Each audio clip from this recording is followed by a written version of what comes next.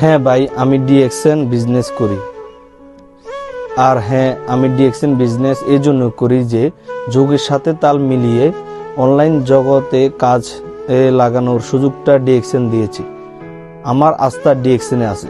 DXN কোনো টাকা পয়সা জমা নিচ্ছে না, আমার ফেসিলিটি আমাকে দিচ্ছে, যা আমার মতো মধ্যবিত্ত ফ্যামিলির সন্তান অন্য কোথাও সম্ভব না। ডিএক্সএন আমাকে 250টি দেশের বিজনেস করার সুযোগ করে দিচ্ছে।